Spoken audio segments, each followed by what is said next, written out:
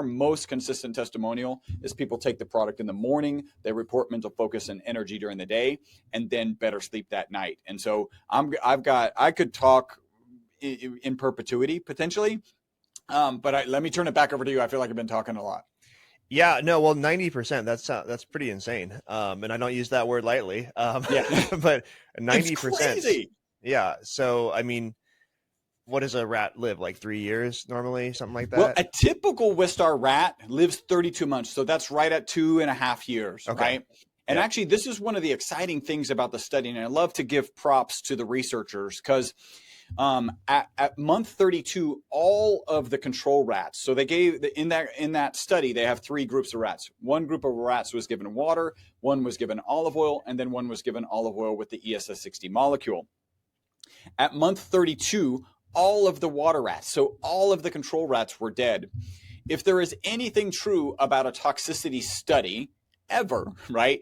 If all the control group are dead and all the quote unquote toxic group are still alive, you can say that that is not a toxic material, right? Okay. Like that study is done when the last water rat is done, a little earlier actually, but like definitively done.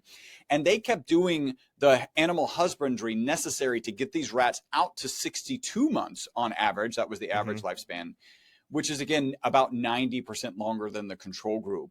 And I'm going to add, there's there's a couple. At one point, my director of research came to me and he said, listen, Chris, that original paper, it's out of the University of Paris. That original paper could have been 5 separate papers.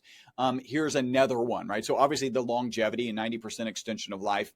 The next one was a typical Wistar rat lives about 32 months, like we said, but has a known amount of tumor mass in its body, right? And the longer it lives, the more tumor mass it has in its body.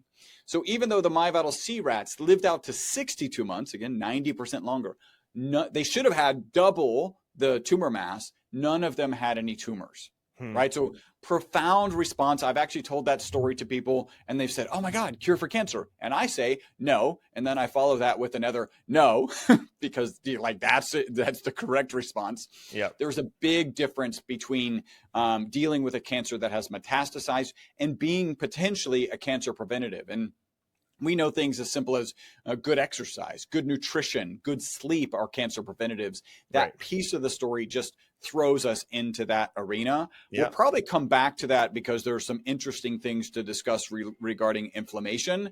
But yes, kudos to them for continuing to do the animal husbandry for an additional 2.5 years to get the result that we have.